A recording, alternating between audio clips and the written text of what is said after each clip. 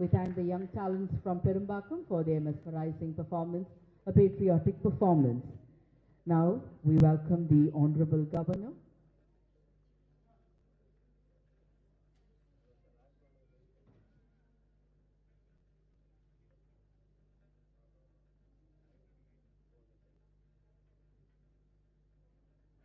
Today is a wonderful day because along with the celebration of Tamil Puthandu, we are also celebrating the birth anniversary of Dr. B.R. Ambedkar, the architect of our Indian Constitution.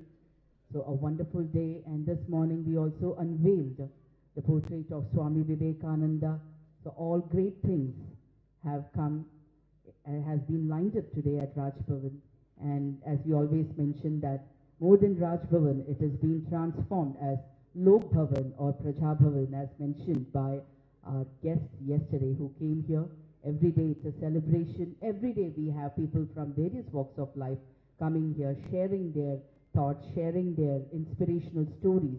Especially students are the chief guests over here, and they are being given inspirational thoughts by our Honorable Governor through the sessions, the Thing to Dare program, where young aspirants of IAS are being given thought-provoking thoughts and sessions, and great moments are being shared at Raj Bhavan, and it is being transformed as the Lok Bhavan and Praja Bhavan, great interaction with great minds. And this will be etched in the history and in the pages of the Raj Bhavan, that so many wonderful moments are shared and great people have come together sharing their experiences, their wonderful thoughts as an inspiration. So we thank the Honorable Governor and our Principal Secretary and all the other officers who have been a great momentum in initiating such wonderful sessions.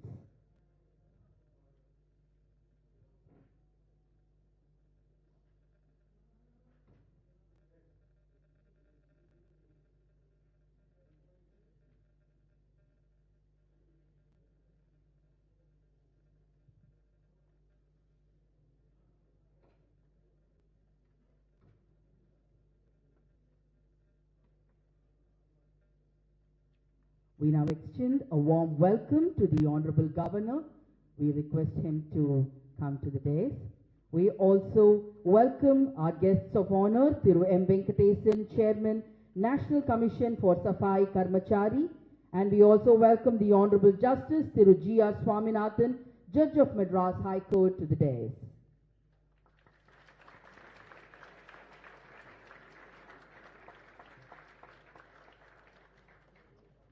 We request the Honorable Governor to pay floral tributes to the portrait of B.R. Ambedkar.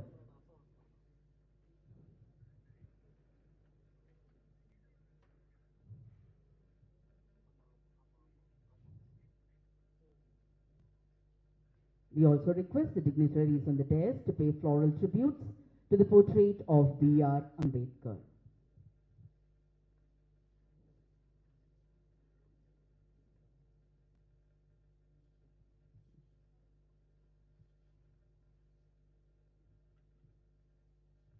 Thank you, sir.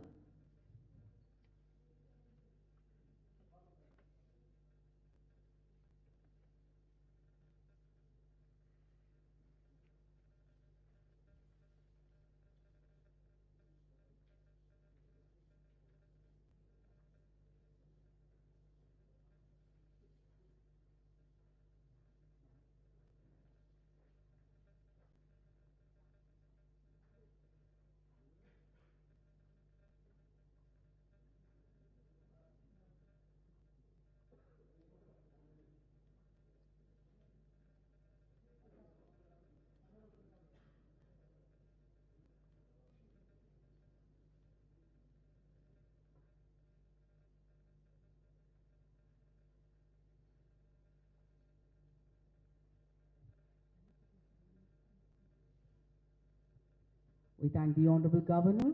We thank our guests of honor for paying floral tribute to the greatest architect, to the greatest revolutionary leader, Dr. B.R. Ambedkar.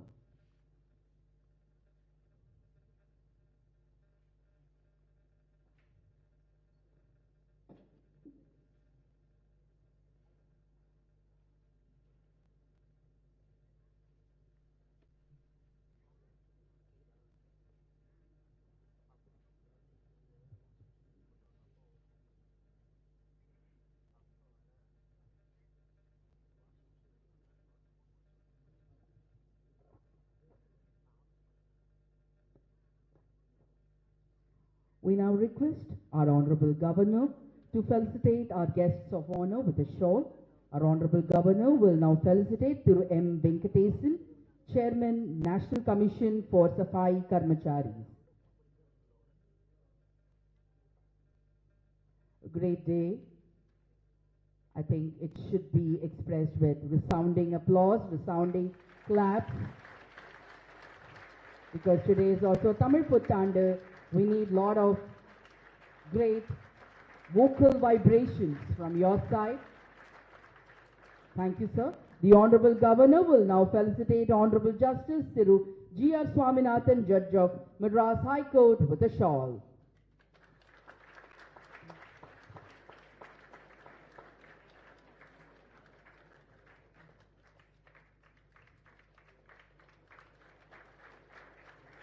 Thank you, sir. Thank you so much.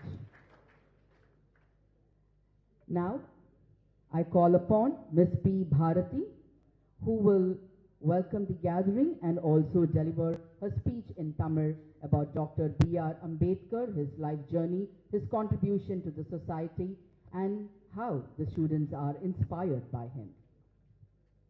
தொன்மையிலே ஈராயிரத்து அறுநூறாம் கீழடியே சாட்சியாம் தித்திக்கும் தெள்ளமுதாம் M தமிழன்னையை வணங்குகிறேன். மேடையில் வீற்றிருக்கும் மேதக ஆளுநரும் எங்களது Tamil Nadu doctor Ambedkar சட்ட பல்கலைக்கழகத்தின் வேந்தருமான திரு R.N. Ravi ஐயா அவர்களே, சென்னை மாண்புமிகு நீதியரசர் திரு G.R. சுவாமிநாதன் அவர்களே, சஃபாய் கர்மச்சாரிகளுக்கான தேசிய ஆணையத்தின் தலைவரான மதிப்பிற்குரிய திரு M. வெங்கடேசன் ஐயா அவர்களே, மற்றும் பத்திரிகை மற்றும் ஊடக நண்பர்களே, மாணவ சகோதர சகோதரிகளே, பெரும்பாக்கத்திலிருந்து வந்திருக்கும் சிறுமியர் கண்மணிகளே, இணையத்தின் வழியாக இந்நிகழ்வை கண்டுகளிக்கும் பெருமக்களே, அவையோர்களே, சான்றோர்களே, அனைவரையும் வரவேற்று எனது வணக்கத்தையும் தமிழ் புத்தாண்டு வாழ்த்துகளையும் உரித்தாக்குகிறேன். சட்ட வடிவமைப்பில் விற்பன்னராம் சமூக நீதிக்காக போராடிய விடிவெள்ளியாம், ஒடுக்கப்பட்ட மக்களின் விடுதலைக்காக போராடிய போராட்ட வீரராம், அறிவுக்கடலான மேதகு சட்ட மேதை பாரத ரத்னா அண்ணல் டாக்டர் பீம்ராவ் அம்பேத்கர் அவர்களை பற்றி பேச அவரது 133வது பிறந்த நாளான இன்றைக்கு எமக்கு கிட்டிய வாய்ப்பை அரும்பெரும் பேராக கருதுகிறேன். 1891ஆம் ஆண்டு ஏப்ரல் 14ஆம் நாள் பீம்ராவ் ராம்ஜி அம்பேத்கர் மத்திய பிரதேசத்தில் மஹூ எனும் சிற்றூரில் ராம்ஜி சக்பாலுக்கும் பீமாபாய் அம்மையாருக்கும் மகனாக பிறந்தார். அவர் தனது ஆரம்ப பள்ளி படிப்பை மகாராஷ்டிர மாநிலத்தின் தனது சொந்த ஊரான டபோலியில் பயின்றார். எஞ்சிய பள்ளி படிப்பை சதாரா நகரிலுள்ள பள்ளியில் பயின்றார். பரோடா மன்னர் சாயாஜிராவ் கேக்வாடின் பொருளாதார உதவியோடு பம்பாய் எல்பின்ஸ்டன் கல்லூரியில் பயின்று 1912 இளங்கலை பட்டம் பெற்றார். பின்பு அமெரிக்காவின் கொலம்பியா பல்கலைக்கழகத்தில் பயின்று 1915 முதுகலை பட்டம் பெற்றார். சாகு மகாராஜாவின் பொருளாதார உதவியோடு லண்டன் கிரேஸ் இன் கல்லூரியில் பயின்று 1921 சட்டப்படிப்பில் பாரிஸ்டர் பட்டத்தையும் பின்பு பொருளாதாரத்தில் MSc மற்றும் DSc பட்டங்களையும் பெற்றார். பின்பு அரசியல், சமூகம், தத்துவம், வரலாறு, வணிகம் ஆகிய துறைகளிலும் பட்டங்கள் பெற்றார். இந்தியாவிலே தீண்டாமை என்னும் கலையை எடுக்க சவுதார் குளம் போராட்டம், ஆலய நுழைவு போராட்டங்களை மேற்கொண்டார். விடுதலை போராட்டத்தில் முதலாம் வட்டவேசை மாநாட்டில் லண்டனில் பிரிட்டிஷ் ஆட்சி முறையை எதிர்த்து குரல் கொடுத்தார். ஜனநாயக ஆட்சி, வயது வந்தோருக்கான வாக்குரிமை வேண்டி முழங்கினார். 1947 இந்தியா சுதந்திரம் பெறும் நேரம். இதனால் இவன் கண் முடிக்கும் என்றாய்ந்து அதனை அவன் கண் விடல் எனும் வள்ளுவர் வாக்கிற்கிணங்க சுதந்திர இந்தியாவின் எதிர்காலத்தை வடிவமைக்கக்கூடிய வல்லமை கொண்ட அறிஞர் இவர்தான் என்பதை முழு மனதுடன் ஏற்றுக்கொண்டனர் நம் நாட்டு தலைவர்கள். சுதந்திர இந்தியாவின் முதல் சட்ட அமைச்சரானார். ஒரு காலத்தில் வகுப்பறையில் பள்ளியிலே ஒடுக்கப்பட்டு கோணிப்பையுடன் தயங்கி சென்று கல்வி கற்ற அந்த பீம் எனும் சிறுவன்தான் அன்று இந்திய நாட்டின் அச்சாணியும் ஆலவேருமான அரசியலமைப்பு சட்டத்தை வடிவமைத்த சிற்பியானார். ஐநாவின் யுனிசெஃப் கூட 1950 இருந்துதான் வளரும் நாடுகளின் குழந்தைகளுக்கான தேவைகளுக்காக திட்டங்களை மேற்கொண்டது. ஆனால் தீர்க்கதரிசியான அவர் அதற்கு முன்பே நவம்பர் 26, 1949 அன்றே நிறைவேற்றப்பட்ட நம் அரசியலமைப்பு சட்டத்தில் குழந்தைகளின் ஆரோக்கியம், ஊட்டச்சத்து பராமரிப்பிற்காகவும் சட்டப்பிரிவுகளை பகுதி 4 அரசை நெறிமுறைப்படுத்தும் கோட்பாடுகளில் அம்பேத்கர் வடிவமைத்தார். பொதுவாக ஒரு பிம்பம் உண்டு. என்னவென்றால் ஐநாவின் மனித உரிமை பிரகடனம்தான் UDHR எனப்படும் universal declaration of human rights தான் இந்திய அரசமைப்பு சட்டத்தின் பிரிவுகளுக்கு மூல கோட்பாடுகள் என்று. ஆனால் உண்மை செய்தி என்னவென்றால் டிசம்பர் 10, 1948 அன்று UDHR எனும் ஐநா மனித உரிமை பிரகடனத்திற்கு முன்பே நவம்பர் 4, 1948 அன்று நமது அரசமைப்பு சட்ட வரைவு குழு தலைவரான அம்பேத்கர் அவர்கள் அரசமைப்பு சட்ட பேரவையில் வழங்கினார். சமத்துவத்தை அடிப்படை உரிமைகளாக மட்டுமல்லாமல் தீண்டாமையையும் தண்டனைக்குரிய குற்றமாக அரசமைப்பு சட்டத்திலே அணிகளாக வைத்து இது போன்ற ஆங்கிலத்தில் நொவேல் என்று சொல்லக்கூடிய புதிய தீர்வுகளை சிற்பமாக செதுக்கி உலக நாடுகளுக்கே ஒரு முன்மாதிரியானதாக நமது அரசமைப்பு சட்டத்தை திகழ வைத்தவர் அம்பேத்கர். இவ்வாறு பன்முகத்தன்மையோடு எங்கும் எதிலும் சமநீதிக்காக தீபம் ஏந்திய அறிவு சுடரான அம்பேத்கரை போற்றுவோம். அவரின் பாதச்சுவடுகளை பின்பற்றுவோம். ஜெய் பீம், ஜெய் ஹிந்த். நன்றி.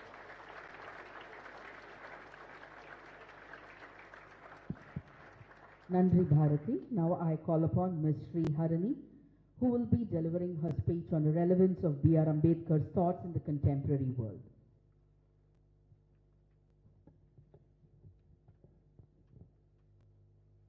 Honorable Governor of Tamil Nadu, the dignitaries here and my dear friends, warm greetings to everyone. This is H. Sri Harini from the Tamil Nadu Dr. Ambedkar Law University, taking immense pride about the man we are all celebrating today, Dr. B.R. Ambedkar.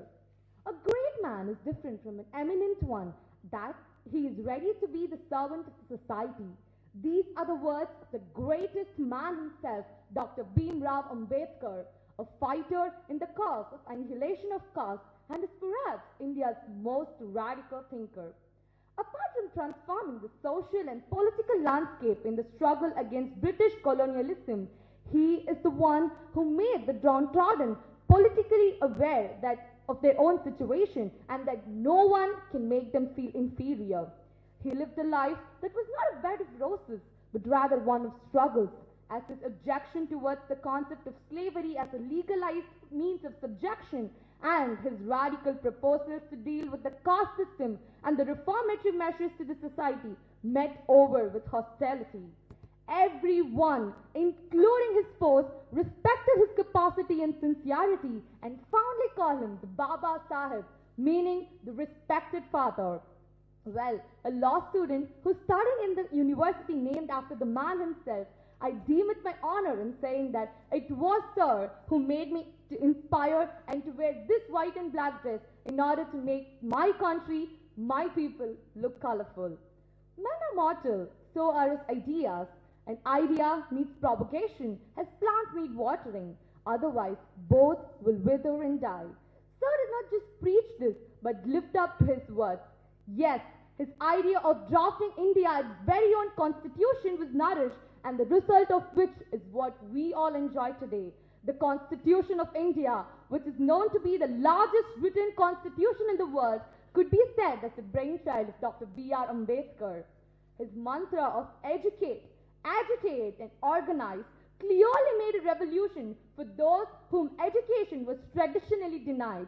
In fact, he's known to have said once that the struggle for education should be made way more important than the struggle for temple entry, which implies that cultivation of mind should be the ultimate aim of human existence. He measured the progress of a community with the degree in which women achieved. As a feminist, according to me, the seeds of success in every nation on earth are best planted in women and children, and this thought in me was imbibed by Sir as he saw education as a potent tool which could equally empower every citizen to build an egalitarian society and also help break the age-old restrictive shackles of discriminatory social practices. Besides, in order to promote women's empowerment in India, Sir has legislated various statutes for women. To mention a few: the Mines Maternity Benefit Act, the Women Labour Welfare Fund, Women and Children Labour Protection Act, Maternity Benefit for Women Labour, and restoration of ban on employment of women in underground work in coal mines. Through these measures, he did not just make feminism sound stronger, but rather he changed the way that world perceived a woman's strength to be. As Abraham Lincoln says, ballot is always stronger than a bullet, and India, being the largest democracy in the world, provides an opportunity for all Indian citizens who are eligible to exercise their franchise and participate in the electoral process. The Indian Constitution has granted the right to vote to all the Indian citizens of sound mind above the age of 18, irrespective of an individual's caste, religion, social or economic status.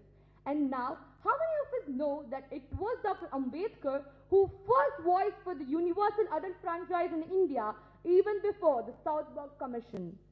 The history and growth of social thought in India could be traced from the thoughts of Sir's speeches and writings. The man's vision that equality is not just a fiction but a governing principle could now be seen as a fulfilling one, as equality is one among the fundamental rights that is enshrined under Article 14 of the Indian Constitution, along with being one of the important principles in the preamble of the Constitution. Besides, as time passes, many of his observations in social, economic and political matters are coming true today. Finally, as a young citizen of the country, I could sense that the political tensions in the contemporary world are exponentially increasing, and Dr. Ambedkar's thought have therefore assumed more relevance today. As the upcoming generation, if we clearly appreciate and follow the principles of the solutions to various socio-economic problems that were suggested by Sir, we can definitely speed to the present turmoil and make India a better place to live in. Because firstly and lastly, we are all Indians. Thank you and Jai Hind. Thank you so much. As you rightly worded, Dr. Ambedkar seeded this thought of think, only then you can dare. And that is why we have all our sessions named after this, Think to Dare. And these are the inspirational sessions which we have for the IAS students. Now I request the Honorable Governor to felicitate the young two speakers who shared their wonderful thoughts on this beautiful occasion. The Honorable Governor will now felicitate Ms. P. Bharati, who rendered the Tamil speech.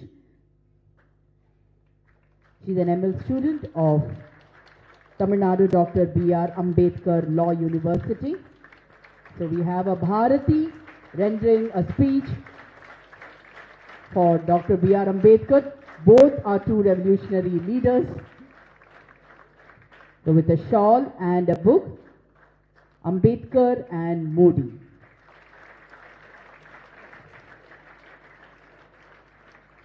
We now request the Honorable Governor to felicitate Ms. Sri Harini, who rendered her wonderful thought-provoking speech in English. With a shawl and a book, Ambedkar and Modi.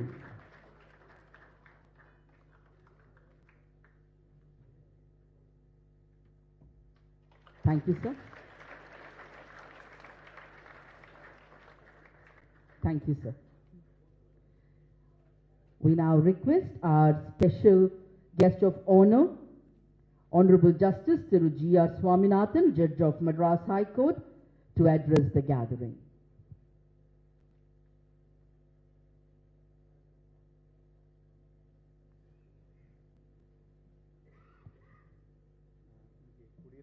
அனைவருக்கும் என்னுடைய புத்தாண்டு வாழ்த்துக்களையும் வணக்கத்தையும் தெரிவித்துக் கொள்கிறேன்.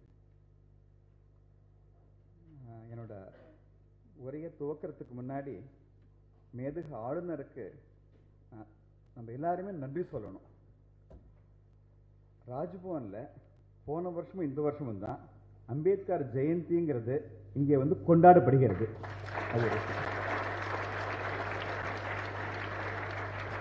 அம்பேத்கருக்கு ஒரு மிக அழகான ஒரு சிலையை ராஜ்பவன் நிறுவியதும் நம்ம மேதகு ஆளுநர் தான்.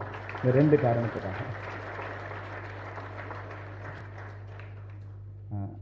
சட்டக்கல்லூரி மாணவர்களுக்கு முன்னாடி நிற்கிறதுக்கு எனக்கு ரெண்டு தகுதி இருக்குன்னு நான் நம்புறேன். முதல்ல தேனியில சட்டக்கல்லூரி ஒன்று இருக்கு, அரசாங்க சட்டக்கல்லூரி. அந்த பிரின்சிபலோட அந்த ஆஃபீஸில் அம்பேத்கரோட படம் இல்லை. ஒரு மாணவன் தாழ்த்தப்பட்ட சமுதாயத்தை, தாழ்த்தப்பட்ட நம்ம சொல்லக்கூடாது, சொல்லப்படுகிறதுன்னு தான் சொல்லணும். நம்ம அதை சார்ந்த ஒரு மாணவன் இது விஷயமாக ஒரு போராட்டம் நடத்தணும்னு ஆசைப்படுறான். கொஞ்சம் ஒரு ஓவர் எந்தூசியாசம் சொல்லலாம். பட் அவனோட நோக்கம் தவறு கிடையாது, அவன் செயலும் தவறு கிடையாது. ஆனால் he was suspended from the college. அதை எதிர்த்து வழக்கு போட்டான். அந்த நேரத்தில் அந்த போர்ட்ஃபோலியோ என்கிட்ட தான் இருந்துச்சு. அந்த மாணவனோட அந்த சஸ்பென்ஷனை ரத்து பண்ணி அவனை திரும்ப சேர்க்கணும் உத்தரவு போட்டதோடு மட்டுமல்லாமல் தமிழ்நாட்டில் இருக்கிற அத்தனை அரசு சட்ட கல்லூரிகளிலும் அம்பேத்கரோட படம் இல்லைன்னா அதை உடனடியாக நிறுவனம் அப்படின்னு உத்தரவு போட்டேன். ரெண்டாவது என்னோட தகுதிக்கான காரணம் நான் நினைக்கிறது, இங்க எல்லாரும் மாணவர்கள்னா இவரால் அக்கௌண்டபிள், பர்ஃபார்மன்ஸுக்கு மார்க் போடுவாங்க, சரியா இல்லைன்னா ஃபைல் ஆடுவோம், அந்த மாதிரிலாம் உண்டு.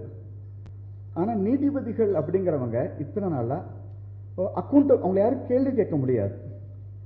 முக்கியமாக அந்த ஹையர் ஜுடிஷியல் இருக்கிற ஜட்ஜஸ் எல்லாம். நான் வந்து சில வருஷங்களுக்கு முன்னாடி I believe in judicial accountability அப்படின்னு சொல்லி இது வரைக்கும் எத்தனை மாசமாக நான் ஜட்ஜாக இருந்திருக்கிறேன், எத்தனை வழக்குகள் இறுதி தீர்ப்புகள் கொடுத்துருக்கேன் அப்படின்னு சொல்லிட்டு பீரியாடிக்கலாக என்னோட அந்த ஃபிகர்ஸை பிரேக்கப்போட நான் கொடுத்துட்டு இருக்கேன். இது வரைக்கும் கிட்டத்தட்ட 55,000 வழக்குகளுக்கு மேலே நான் உத்தரவு போட்டிருக்கேன் இது வரைக்கும் தான். ஸோ நானும் உங்களை மாதிரி தான். எனக்கு நானே யாரும் மார்க் போட மாட்டாங்க, பட் என்னோட பெர்ஃபார்மன்ஸ் என்ன அப்படிங்கிறத நான் வந்து உங்களுக்கு சொல்றதுக்கு கடமைப்பட்டிருக்கேன் அப்படின்னு நான் உறுதியாக நம்புறேன். சரி, இன்னைக்கு நான் வந்து அடுத்த ஒரு 10 நிமிஷம், தப்பினா அதிகபட்சம் 15 நிமிஷம் எதை பற்றி பேசலாம் அப்படின்னு இருக்கேன்னா, ரொம்ப மனசுலேருந்து பேச போகிறேன். பெரிய தயாரிப்புலாம் ஒன்றுமே பண்ணலை. I'm going to speak from my heart. நான் ஏன் அம்பேத்கரை நேசிக்கிறேன், நான் ஏன் அண்ணலை கொண்டாடுறேன் அப்படிங்கிறத பற்றி நான் ரொம்ப மனசுலேருந்து உங்கள்கிட்ட பேச போகிறேன். அதுக்குன்னு ஒரு 6-7 காரணங்கள் உண்டு. எல்லா காரணத்தையும் நான் உங்களுக்கு நான் சொல்ல போகிறேன். அதுக்கு முன்னாடி 2 பேரை நான் பாராட்டியே ஆகணும். தமிழில் ஹரித்தியா, பாரதி, ரெண்டா ஹரணி, ரொம்ப மிக சிறப்பாக பேசினாங்க. அதுக்கு முன்னாடி பாடுனாங்களே ஒரு 3 குழந்தைங்க. எஸ் ப்ரொஃபஷனல் சிங்கர்ஸ் நீங்களா, லா college students. Excellency, they sang brilliantly, so melodiously. ஏன்னா நான் வந்து இந்த ராஜ்பவனுக்கு அந்த அவங்க டீ பார்ட்டி எல்லாம் ஒரு 3-4 வாட்டி வந்திருக்கேன். ஒவ்வொரு தடவை வரும்போதும் மிகச்சிறந்த கர்நாடக இசைக்கலைஞர்கள், ஒரு டிஎன் கிருஷ்ணன் இறந்து போயிட்டாங்க, அவங்க போன வருஷம் உமையாள்புரம் சிவராமன், பெரிய பெரிய ஜாம்பவான்கள்லாம் வச்சு நிகழ்ச்சிகள் நடத்துவாங்க. சொல்லப்போனால் நான் ராஜ்பவனில் டீ பார்ட்டி தான் மிஸ் பண்ணவே மாட்டேன் அந்த நிகழ்ச்சிகளை கேட்கறதுக்காகவே. இந்த வாட்டி அப்படிலாம் எதுவும் இல்லைன்னு நம்ம தெரிஞ்சான சார் என்கிட்ட சொன்னார், ஸ்டூடெண்ட்ஸ் தான் பாட போகிறாங்கன்னு. ஆனால் அந்த கர்நாடக இசைக்கலைஞர்களை கேட்டால் என்ன சந்தோஷம், எனக்கு இன்பம் கிடைச்சிருக்குமோ அந்த இன்பத்தை நீங்கள்லாம் கொடுத்தீங்க. நீங்கள் மனசார நான் சொல்கிறேன். இப்போ நான் ஏன் நேசிக்கிறேன் அப்படிங்கிறதுக்கான ஒரு 6-7 காரணங்கள் சொல்கிறேன். முதல் காரணம் எல்லாருக்குமே தெரிஞ்சுதான், இந்த கான்ஸ்டிடியூஷனை நமக்கு கொடுத்த சீஃப் ஆர்கிடெக்ட், பிதாமகர், தந்தையார் அப்படின்னா அம்பேத்கர் தான். நான்லாம் வந்து ஜட்ஜாக இருக்கேன், 26 வருஷம் வக்கீலாக இருந்தேன். அதுக்கு முன்னாடி எல்லாமே இந்த கான்ஸ்டியூஷன் நம்பி தான் வாழ்க்கையே எல்லாமே இருக்கு. ஸோ இந்த கான்ஸ்டியூஷன் எனக்கு கொடுத்தார் அப்படிங்கிற ஒரு காரணத்துக்காகவே நாங்கள்லாம் சாகிற வரைக்கும் கடமைப்பட்டிருக்கோம் அம்பேத்கருக்கு. இது முதல் காரணம். ரெண்டாவது, உங்க மாணவர்கள சில பேர் பெரிய பின்புலத்தில் வந்திருக்கலாம். ஐ திங்க் மெஜாரிட்டி வந்து இருக்காது தான் நான் நம்புறேன். நான் அவங்கள மாதிரி தான் நானும். I am a first generation lawyer.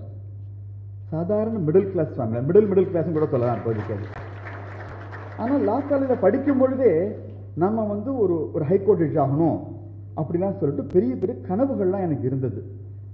ஆனால் எப்படி முடியும் அப்படின்னா பார்த்தீங்கன்னா சில பெரியவங்களோட அந்த இன்ஸ்பிரேஷன் தான். அதிலே மிக முக்கியமான இன்ஸ்பிரேஷன் யார் சொல்ல முடியும்னா அண்ணல் அம்பேத்கரை தான். முன்னாடி இப்போ சொன்னாங்க இல்லையா, வகுப்பறை நுழையணும் அப்படின்னாலே கோணி பைய வச்சுன்னு தான் அவங்களாம் இருந்தாங்க சொன்னாங்க. அவரை மாதிரி ஒரு கஷ்டங்கள் யாருமே பட்டிருக்க முடியாது. சாப்பாட்டுக்கு எதுவுமே இல்லை, அவமானங்கள் கொஞ்ச நெஞ்செல்லாம் கிடையாது. அவ்வளோ தூரம் இருந்தாலும் கூட அதெல்லாம் தாண்டி உச்சத்தை தொட்டார். அப்படின்னா எதனால? ரெண்டு தான், அறிவுத்திறன், பெரும் உழைப்பு. இந்த ரெண்டு மட்டும் இருந்தா எதையும் சாதிக்கலாம் அப்படிங்கிறது நம்ம அத்தனை பேருக்கும் ஒரு முன்னுதாரணமா, ஒரு லோட் ஸ்டாரா யார் இருக்காருன்னா அது அண்ணன் தான், வேற யாருமே கிடையாது. ஸோ ஆம்பிஷன் நம்ம எல்லாருக்குமே வேணும். ஆம்பிஷன் நமக்காக கிடையாது. நம்ம எல்லாரும் ஆம்பிஷஸா இருந்து பெரிய பெரிய விஷயங்களை சாதிச்சாதான் நம்ம தேசம் வந்து பெரிய லெவலுக்கு போக முடியும். நம்ம ஆர்டிகல் 51A ஃபண்டமெண்டல் டியூட்டி அதுதான் சொல்றது, எக்ஸலன்ஸ் அப்படிங்கிறது தான். ஸோ அதுக்கெல்லாம் வந்து நமக்கெல்லாம் ஒரு முக்கியமான ஒரு உந்து சக்தியை யார் இருப்பார் அப்படின்னா அண்ணல் தான். இது நீங்க இங்க இருக்கீங்கல்ல, நீங்க அத்தனை பேருமே பெரிய பெரிய வக்கீலா வரணும்னு ஆசைப்படணும். ஒரு நானி பல்கிவாலா மாதிரி, ஒரு ராம்ஜித் மலானி ஆட்டமா, ஒரு முகுல் ரோஹ்தாகி ஆட்டமா, ஒரு ஹரிஷ் சால்வே ஆட்டமா அப்படிலாம் வரணும். இன்னைக்கு நம்ம நாட்டில் பாருங்க, யார் அட்டர்னி ஜெனரலா இருக்கா? ஒரு தமிழன் தானே இருக்காரு இப்போதைக்கு, ஒரு வெங்கட்ரமணி தானே இருக்காரு இப்போதைக்கு. அது நமக்கு எவ்வளவு பெருமையா இருக்கணும். நாளைக்கு இங்க இருக்கிற ஒருத்தர் வந்து ஒரு சொலிசிட்டர் ஜெனரலாக, ஒரு அட்டர்னி ஜெனரலாக, பெரிய பெரிய ஆளாக, ஒரு சுப்ரீம் கோர்ட் ஜட்ஜாக எல்லாம் வந்தா எவ்வளோ ஒரு சந்தோஷமா இருக்கும். இந்த நிகழ்ச்சியை மேதகு ஆளுநர் ஏற்பாடு ஏன் பண்ணியிருக்காருன்னா, அம்பேத்கர் ஆட்டமா நம்ம அத்தனை பேருமே நம்ம குட்டி அம்பேத்கர் நினைச்சுக்கணும், அப்படி வரணும் அப்படிங்கிறது தான். இது ரெண்டாவது காரணம்.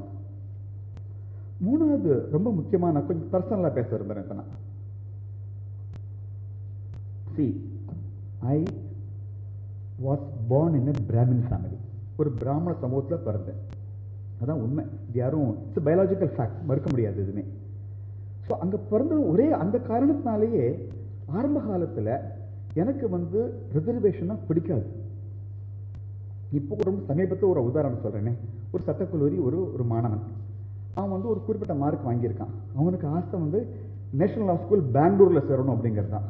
ஆனால் அவனுக்கு கிடைக்கல, வேற ஒரு ஸ்கூல்ல தான், அதுலேயே ஒரு டவுன் இந்த ரேங்க் தான் கிடைச்சது. ஆனால் தன்னோட ரொம்பவே குறைவு மதிப்பெற்ற ஒரு எஸ்சி மாணவனுக்கு பெங்களூர்ல கிடைக்கிறது. இது என்ன சார் நியாயம் அப்படின்னு என்னையே கேட்கறான். ஸோ இப்போ இருக்கிற குழந்தைங்களுக்கே அந்த மாதிரி ஒரு மனநிலை இருக்கு அப்படின்னா, ஒரு 30-40 வருஷத்துக்கு முன்னாடி ஒரு என்ன மாதிரி பிராமண சமூகம் பிறந்தவனுக்கு எப்படி இருக்கு யோசிச்சு பாருங்க.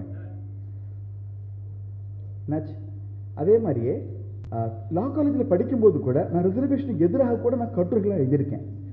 அப்படி இருந்தேன்னா இன்னைக்கு ரிசர்வேஷனை முழுமையாக ஆதரிக்கிறேன் அப்படின்னா, ஆத்மார்த்தம் மனசார ஆதரிக்கிறேன் அப்படின்னா அதுக்கு அண்ணல் அம்பேத்கர் தான் காரணம். அவரோட வாழ்க்கை முறை அப்படியே படிக்க படிக்க படிக்க தான் ஏன் இடஒதுக்கீடு அவசியம் அப்படிங்கிறது நமக்கு வந்து புரிய ஆரம்பிக்கும். அவரோட வாழ்க்கையை மட்டும் படிக்காம வெறும் ஒரு தியரட்டிக்கலா மட்டும் பார்த்தா நம்மளை ஏற்றுக்க முடியாது. ஸோ நம்ம சமுதாயம் முழுக்கவே இந்த இடஒதுக்கீடு முறையை ஆதரிச்சு அத்தனை பேருமே, ரிசர்வேஷன் நோக்கம் என்ன, எதுக்காக கொண்டு வந்தாங்க, அதை சமூகத்திற்கு அத்தனை பேரும் உயரணும் அப்படிங்கிறதுக்காக தான் அண்ணல் கொண்டு வந்தாங்க, சிஸ்டர் அதனால கொண்டு வந்தாங்க. அதனால என்ன வந்து ஒரு சோசியல் ஜஸ்டிஸ், அதுல வந்து எனக்கு ஒரு நம்பிக்கை எனக்கு இன்னைக்கு ஏற்பட்டிருக்கு அப்படின்னா அதுக்கு காரணம் அண்ணல் அம்பேத்கர் தான் காரணம். அதுக்காக நான் அவரை நான் கொண்டாடுறேன். இப்போ ஒரு சின்ன ஒரு ஜோக் சொல்லணும். இப்போதைக்கு நான் ரொம்ப சமீபத்தில் எங்களோட ஒரு வழக்கு ஒன்று வந்தது. கிட்டத்தட்ட ஒரு 10 சமையலர்கள் அந்த போஸ்ட் வந்திருக்கு. அவங்களெல்லாம் அப்பாயிண்ட் ஆகி கிட்டத்தட்ட ஒரு 1.5 வருஷம் வேலை பார்த்துட்டு இருக்காங்க. அப்புறம் வந்து என்ன பண்ணாங்க, அந்த அப்பாயின்மெண்ட்டை முறைகேடு நடைபெற்றிருக்கு அப்படின்னு சொல்லிட்டு அந்த அப்பாயின்மெண்ட்ஸ்லாம் கேன்சல் பண்ணுறாங்க. ஆனால் வந்து கேன்சல் பண்ணும்போது சாதகமாக அந்த ஆர்கியூ என்ன பண்ணாங்க அரசாங்க தரப்பில் அப்படின்னா, இவங்க எல்லாருக்குமே 35 வயசு தான், எல்லாருமே எஸ்சி தலித் சமுதாயத்தை சார்ந்தவங்க. இவங்க 35 வயசு தான் அப்பர் லிமிட்டு, இவங்கெல்லாம் 37 வயசு 38 வயசு இருக்காங்க, ஓவர் ஏஜ்டு பீப்புள், அவங்களெல்லாம் அப்பாயிண்ட் பண்ணிட்டாங்க, தப்பு அப்படின்னு சொல்லி ஆர்கியூ பண்ணாங்க. அந்த வழக்கு ஏன் முன்னாடி வந்தது, நான் வந்து ரூலெல்லாம் படித்து பார்த்து இன்டர்பிரேஷன்லாம் கொடுத்து, மற்ற சமுதாயத்தினருக்கு வேணால் 35 வயசு அப்பர் லிமிட்டாக இருக்கலாம், ஆனால் எஸ்சி சமுதாயினருக்கு 5 வருஷம் 5 இயர்ஸ் ஏஜ் ரிலாக்ஸேஷன் உண்டு அப்படின்னு சொல்லிட்டு 40 வயசு வரைக்கும் கூட அவங்க போடலாம். ஸோ இவங்களோட அப்பாயின்மெண்ட் போட்டு தப்பு கிடையாது, ரத்து பண்ணதான் தவறு அப்படின்னு அந்த எஸ்சி மக்களுக்கு 5 வயசு எக்ஸ்ட்ரா உண்டுன்னு சொல்லிட்டு ஒரு சமுதாய நீதியை உயர்த்தும் வகையில் நான் வந்து தீர்ப்பு ரீசெண்டாக நான் கொடுக்க முடிஞ்சது. என்னால் இப்போதைக்கு I gave a judgment in favor of the SCs. இப்போ தான் ஆன்டி கிளைமேக்ஸ். என்னோட தீர்ப்பு தப்புன்னு Tamil Nadu government has gone on appeal. இது வந்து உங்களுக்கு மனசுக்குள்ளே சிரிச்சிடுங்க நீங்கள், ஏன்னா இந்த கேஸ் என்ன பெண்டிங்காக தான் இருக்குது.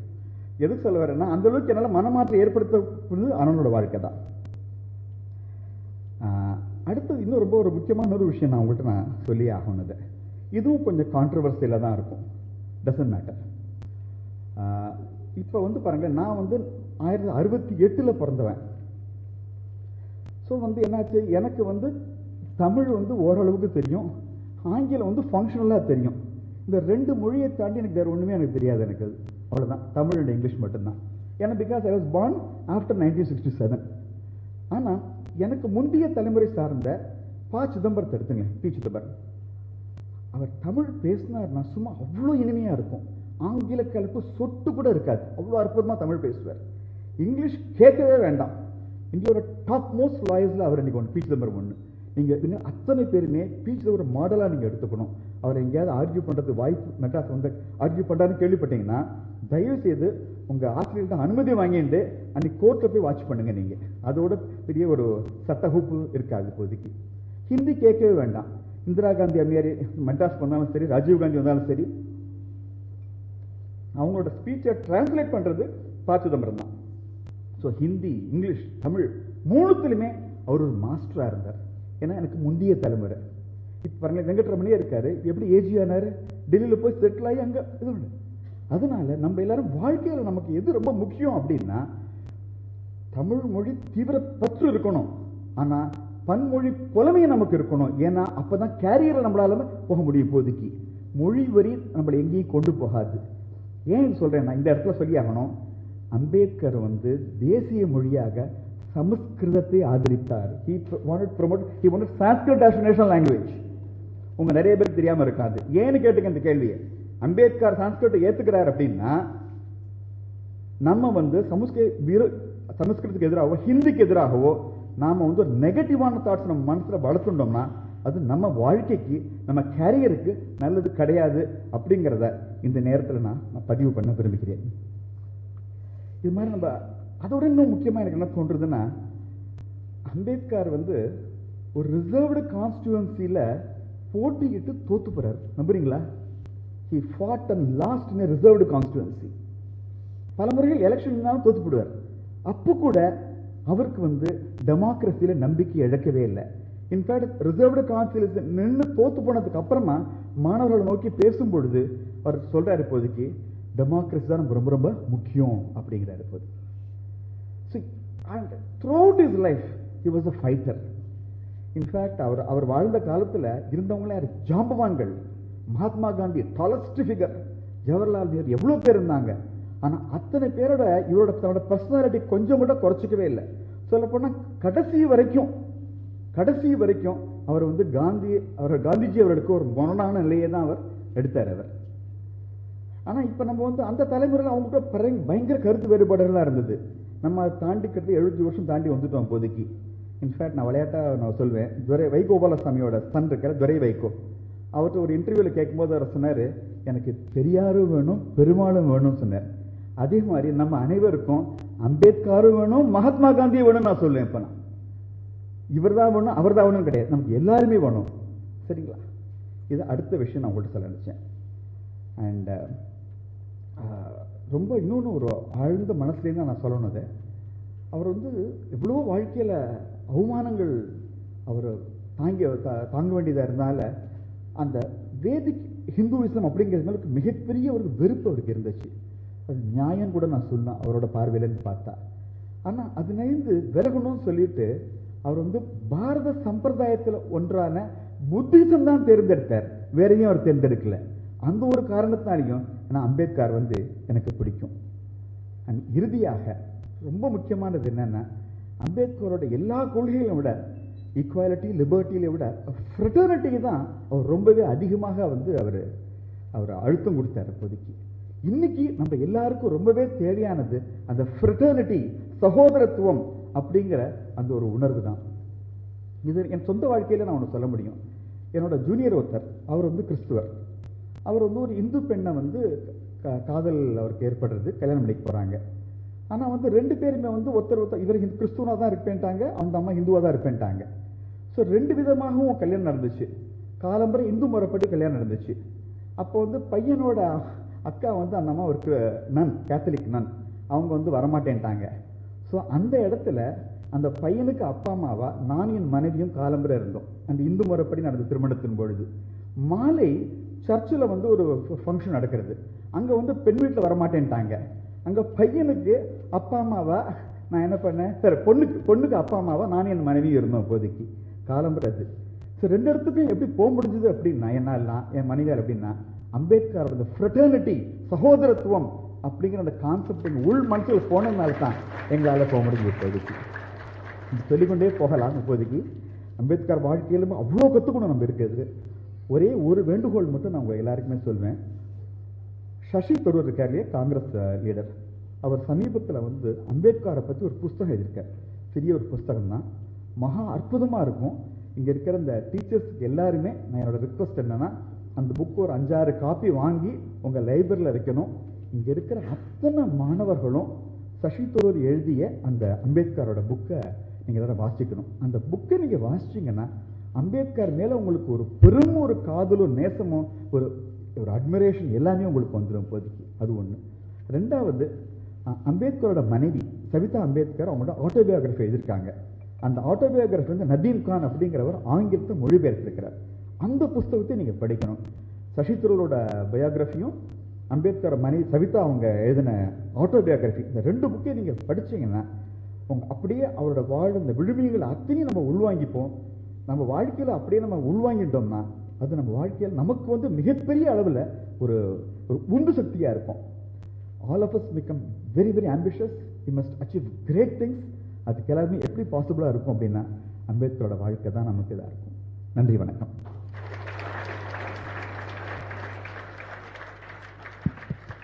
Thank you, sir. Thank you for your inspirational speech. Now I request the guest of honor, Thiru M. Venkatesan, Chairman, National Commission of Safai Karmachari, to address the gathering.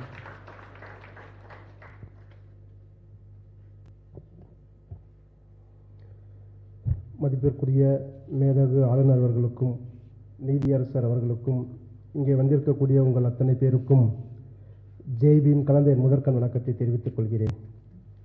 நான் பேசுவதற்கு முன்னால் ஒரே ஒரு எச்சரிக்கை மட்டும் செஞ்சிடுறேன். நான் பேச போகிற கருத்துக்கும் கவர்னர் மாளிகைக்கும் எந்தவித சம்பந்தமும் இல்லை. அதை முன்னாடியே நான் சொல்லிடுறேன். நான் யாருக்கு சம்பந்தம் இருக்கும் அப்படின்னு சொன்னால் அம்பேத்கருக்கு மட்டும்தான் இருக்கும். அவருடைய கருத்துக்களை மட்டும்தான் நான் சொல்ல போகிறேன். நான் பொதுவாக தமிழ்நாட்டில் ஒரு சூழ்நிலை கிட்டத்தட்ட ஒரு 50 ஆண்டு காலமாக நிகழ்ந்து கொண்டிருக்கிறது. என்ன அப்படின்னு சொன்னால், யாரெல்லாம் இந்த தேசத்திற்காக போராடினார்களோ, யாரெல்லாம் இந்த தேச மக்களை நேசித்தார்களோ, அவர்கள் அத்தனை பேரையுமே நாம் ஒரு ஜாதிய வட்டத்திற்குள் அடைத்து விட்டோம். செக்கிழுத்த செம்மல் வஉசி அவர்கள் இன்றைக்கு யாருமே கொண்டாடவில்லை. சைவ பிள்ளைமார்கள் அடையாளமாக இன்று காட்டப்படுகிறார், பிம்பப்படுத்தப்படுகிறார். பெருந்தலைவர் காமராஜர் அவர் இல்லை என்று சொன்னால் இன்றைக்கு தமிழ்நாடு இந்த அளவிற்கு முன்னேறி இருக்காது. ஆனால் இன்னைக்கு அவருடைய ஐடென்டிட்டி என்ன? நாடார் சமூகத்திற்கு மட்டுமே உரித்தான ஒரு தலைவராக பிம்பப்படுத்தப்பட்டிருக்கிறார். முத்துராமலிங்க தேவர் தேசியமும் தெய்வீகமும் எனது 2 கண்கள் என்று சொன்னவர், நாட்டிற்காக சிறை சென்றவர், இன்று தேவர் சமூகத்திற்கு மட்டுமே உரித்தான ஒரு ஜாதிய தலைவராக பிம்பப்படுத்தப்பட்டு விட்டார். அதே போலத்தான் இந்த தேச மக்களுக்காக உழைத்த புரட்சியாளர் அம்பேத்கர் அவர்களும் ஏதோ எஸ்சி மக்களுக்கு மட்டுமே அவர் பாடுபட்டிருக்கிறார், தொண்டாற்றி இருக்கிறார் என்கின்ற பிம்பம் தமிழ்நாட்டில் 50 வருட காலமாக இங்கு பரப்பப்பட்டிருக்கிறது. நான் ஏன் குறிப்பாக தமிழ்நாடு என்று சொல்கிறேன் என்று சொன்னால், நான் 2021 22 வரைக்கும் 1 வருஷம் நான் சேர்மனாக இருந்தேன். போன வருஷம் தான் சேர்மனாக இல்லை. அப்போது கிட்டத்தட்ட ஒரு 24 ஸ்டேட்டுக்கு போயிருக்கேன். நான் ட்ராவல் பண்ணியிருக்கேன். ஒவ்வொரு ஸ்டேட்லேயும் குறைஞ்சபட்சம் ஒரு 4 டிஸ்ட்ரிக்டாவது நான் ட்ராவல் பண்ணியிருக்கேன். அந்த ஒவ்வொரு டிஸ்ட்ரிக்டில் 2 நாள் தங்கியிருக்கேன் நான். அப்போது நான் கொஞ்சம் எழுத்தில் படிக்கிறதுல மக்களை சந்திக்கிறதுல கொஞ்சம் ஆர்வம் உடையவன். அப்போ நான் இதை பற்றிலாம் பேசுவேன். நான் அங்கே இருக்கவங்ககிட்டலாம் பேசுவேன். அங்கே இந்த தலைவர்கள் மீது ஒரு ஜாதிய ரீதியான வெறுப்பு அவ்வளோ இல்லை, இருக்கு, ஆனால் இல்லை, பெரிய அளவில் இல்லை. தமிழ்நாட்டை ஒப்பிடும் பொழுது இது இங்கு வேண்டுமென்றே கட்டமைக்கப்பட்டிருக்கிறார்கள் என்றுதான் எனக்கு தோன்றுகிறது. புரட்சியாளர் அம்பேத்கர் அவர்கள் எந்த சுதந்திர போராட்டத்திலும் கலந்து கொள்ளவில்லை. அது எல்லோருக்குமே நமக்கு தெரியும். நமக்கு எந்தவித சுதந்திர போராட்டத்திலும் கலந்து கொள்ளவில்லை. அவர் எப்படி நாம தேசிய தலைவராக சொல்ல முடியும்? நாம அவர் எப்படி எல்லா மக்களுக்கும் உழைத்த ஒரு தலைவராக நாம சொல்ல முடியும்? நாம நீங்கள் மாறாக வேறொன்றை யோசித்து பாருங்கள். புரட்சியாளர் அம்பேத்கர் அவர்கள் தேசிய போராட்டத்தில் கலந்து கொள்ளவில்லை என்பது உண்மைதான். ஆனால் அதற்கு எதிராக ஒரு வார்த்தை கூட அவர் சொல்லவில்லை, எழுதவில்லை, போராடவில்லை. நீ இப்படி யோசிச்சு பாருங்க. ஒருவேளை புரட்சியாளர் அம்பேத்கர் அவர்கள் இந்த தேசத்திற்கு எதிரான போராட்டத்தில் கலந்து கொண்டிருந்தால், எஸ்சி சமுதாய மக்களை அவர் தூண்டிவிட்டிருந்தால் 1947 சுதந்திரம் நமக்கு கிடைத்திருக்காது. அவர் காந்தியுடன் முரண்பட்டார், காங்கிரசுடன் முரண்பட்டார், கம்யூனிஸ்டோடு முரண்பட்டார், பல்வேறு இயக்கங்களோடு முரண்பட்டார். ஆனால் ஒருபோதும் இந்த தேசத்திற்கு எதிரான போராட்டத்தில் அவர் ஈடுபடவில்லை. மாறாக ஆங்கிலேயரை எதிர்த்து அவர் குரல் கொடுத்திருக்கிறார். யாருமே நமக்கு அதை கற்பிக்கவில்லை. நமக்கு முதல் வட்டமேசை மாநாடு நடக்கும் பொழுது லண்டனில் சென்று வட்டமேசை மாநாட்டில் கலந்து கொண்ட புரட்சியாளர் அம்பேத்கர் அவர்கள், நீங்கள் இந்தியாவிற்கு உடனடியாக டொமினியன் அந்தஸ்தை கொடுத்து விடுங்கள், இல்லை என்று சொன்னால் இந்தியர்கள் இப்பொழுது இருப்பது மாதிரி இருக்க மாட்டார்கள், ஒரு நாள் வெகுண்டு எழுவார்கள் என்று புரட்சியாளர் அம்பேத்கர் எச்சரிக்கை விடுகிறார். எங்க? இந்தியாவில் இல்லை, அவங்க கொகையிலேயே போயிட்டு அங்கேயே சொல்றார் அவர். இந்த தேசத்தின் மீது மிகப்பெரிய பற்று வைத்திருந்தவர். அந்த தங்கச்சி கூட சொன்னாங்க, அவங்க நான் முதல்ல இந்தியன், கடைசியும் இந்தியன். புரட்சியாளர் அம்பேத்கர் சொன்ன வாக்கியம் அது. இந்த தேசத்தின் மீது எந்த அளவுக்கு பற்று வைத்திருந்தார் என்று சொன்னால், அந்த அவர் பயன்படுத்திய வார்த்தையெல்லாம் இருக்கு. நம்ம இந்தியா என்று பயன்படுத்துகிறோம். எனக்கு கூட இந்த இந்தியா என்கின்ற வார்த்தையில கொஞ்சம் உடன்பாடு இல்லை. பாரதம் என்கின்ற சொல்லில தான் எனக்கெல்லாம் உடன்பாடு. பாரதம் என்று சொல்லும் போது அது என்னுடைய பண்பாட்டை வெளிப்படுத்துகிறது. இந்தியா என்று சொல்லும் போது அந்த பண்பாட்டை என்னால் வெளிப்படுத்த முடியவில்லை, எனக்குள் அந்த உணர்வு தோன்றவில்லை. புரட்சியாளர் அம்பேத்கரும் அப்படிதான். எந்த இடத்திலும் புரட்சியாளர் அம்பேத்கர் தான் சம்பந்தப்பட்ட இடங்களிலும், தான் தோற்றுவித்த இயக்கங்களிலும், தான் ஆரம்பித்த பத்திரிகையின் பெயரும் கூட பாரத் என்று தான் வைத்தார். அவர் ஒரு பெண் வீடு கட்டினார். அந்த வீட்டுக்கு கூட பாரத் என்கின்ற சொல்லோடு தான் வைத்தார். பிரிண்டிங் பிரஸ் ஆரம்பிச்சார், பாரத் என்கின்ற பெயரோடு தான் அது முடியும். அது பத்திரிகை ஆரம்பிச்சார், பகிஷ்கிருத் பாரத், அப்படிதான் முடியும். அது கான்ஸ்டிடியூஷன்ல எழுதும்போது கூட இந்தியா என்கின்ற பாரதம் என்று தான் வரும். அந்த அளவிற்கு அந்த வார்த்தையில் அவர் மிகுந்த ஈடுபாட்டோடு இருந்தார். அவர்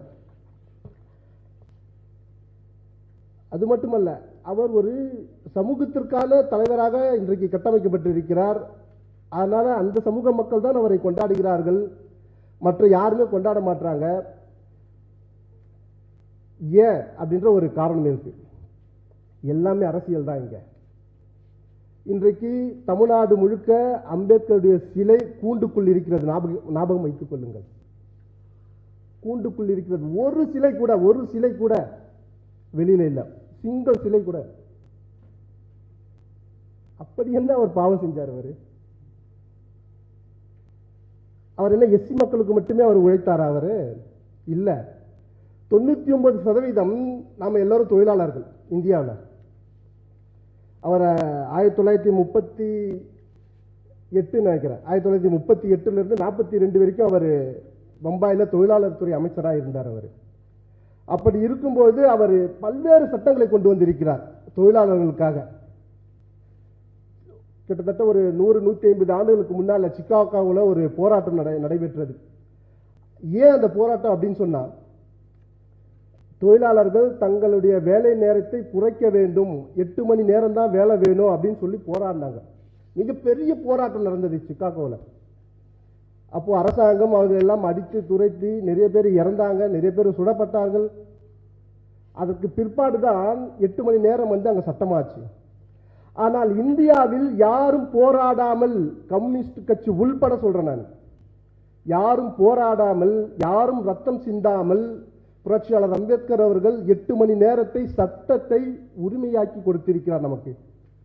அவர் என்ன ஜாதியை பார்த்து எஸ்சிக்கு மட்டும்தான் 8 மணி நேரம் வேலை செய்யணும், மற்ற சாதியெல்லாம் 12 மணி நேரம் வேலை செஞ்சா கூட பரவாயில்ல அப்படின்னு நினைக்கல. அவர் நினைத்திருந்தா அது கொண்டு வந்திருக்க முடியும். மிகப்பெரிய தலைவராக இருந்தார் அப்பெல்லாம். அவர் ஆங்கிலேயரோடு நல்ல உறவோடு இருந்தார். அவர் நினைச்சிருந்தா கொண்டு வர முடியும். மற்ற சாதிகளிலும் வேலையாட்கள் இருக்காங்க. இன்னைக்கு நாம 8 மணி நேரம் வேலை என்பது சட்ட உரிமையாக்கப்பட்டு இருக்கிறது என்று சொன்னால் அது புரட்சியாளர் அம்பேத்கர் கொடுத்த சட்டம். யாராவது நமக்கு சொல்லியிருக்காங்களா? தமிழ்நாடு பாடப்புத்தகத்தில் இருக்காது. ஓவர் டைம் செய்யறோம் இல்லையா, அதுக்கு சம்பளம் தரணும், அது சட்டம். அதையும் கொண்டு வந்தவர் புரட்சியாளர் அம்பேத்கர் அவர்கள். அந்த காலத்துல எல்லாம் பெண்களுக்கு ஒரு ஊதியம், ஆண்களுக்கு ஒரு ஊதியம் இருந்தது. 2 பேருக்கும் ஒரே ஊதியம் தான் கொடுக்க வேண்டும், 2 பேரும் ஒரே வேலையை தான் செய்கிறார்கள். ஆனால் இது பாலின வேறுபாடை காட்டக்கூடாது, ஒரே சம்பளம் கொடுக்க வேண்டும் என்று சொல்லி சட்டத்தை கொண்டு வந்தவர் புரட்சியாளர் அம்பேத்கர்.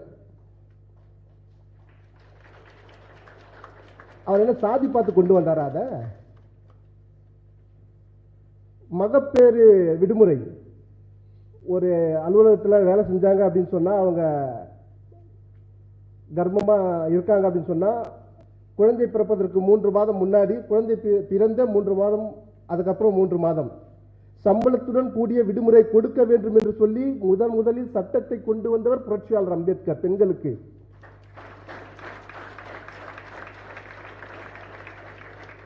இன்சூரன்ஸ், தொழிலாளர்களுக்கு இன்சூரன்ஸ் சட்டத்தை கொண்டு வந்தவர் புரட்சியாளர் அம்பேத்கர். பல்வேறு சட்டங்கள் சொல்லலாம். நீங்க இன்றைக்கு இந்தியாவில் தொழிலாளர்கள் என்னென்னலாம் உரிமைகளை அனுபவிக்கிறார்களோ அத்தனை உரிமைகளையும் பெற்றுக் கொடுத்தவர் புரட்சியாளர் அம்பேத்கர். மறந்து விடாதீர்கள். அத்தனையும். கம்யூனிஸ்ட்ல நம்ம நினைப்போம் கம்யூனிஸ்டுகள் தொழிலாளர்களுக்காக போராடிட்டு இருக்காங்க அப்படின்னு நினைப்போம். இல்ல, கம்யூனிஸ்டுகள் போராடி இதுவரை ஒரு சட்டத்தை கூட கொண்டு வந்ததில்லை இந்தியாவில். ஆனால் யாரும் போராடாமலே புரட்சியாளர் அம்பேத்கர் கொண்டு வந்தார். ஒரு சாதிக்கு இல்லை, எல்லா சாதிக்கும். ஆனால் நீங்க நினைச்சு பாருங்க, இந்த வரலாறு எல்லாம் நான் அம்பேத்கருடைய அந்த தொழிலாளருக்கு என்னென்ன செஞ்சார் அப்படி பேசணும்னு சொன்னா 3 மணி நேரம் என்னால பேச முடியும். 3 மணி நேரம் பேச முடியும், அதையே பேச முடியும் என்னால. அவ்வளவு செஞ்சிருக்காரு. சுரங்க தொழிலாளர்களுக்கு என்னென்ன உரிமைகள் இன்றைக்கு அனுபவித்துக் கொண்டிருக்கிறார்களோ அதெல்லாம் கொடுத்தது புரட்சியாளர் அம்பேத்கர் சட்டத்தில். ஒவ்வொரு டிபார்ட்மெண்ட்டும் என்னன்னு சொல்ல முடியும், அந்த அளவுக்கு செய்திருக்கிறார். அப்போ அந்த வரலாறு ஏன் மறைக்கிறாங்க? இங்க நீங்க நார்த்ல போனீங்கன்னா நிறைய வரலாறு இருக்கிறது புரட்சியாளர் அம்பேத்கரை பற்றி. இங்கேயே இல்லை. அது நமக்கு கற்பிக்கப்படாமல் இருப்பதற்கு காரணத்தினால்தான் நம்மால் கள்ள தூக்கி அடிக்கிறான் சிலையில, அம்பேத்கர் சிலையில.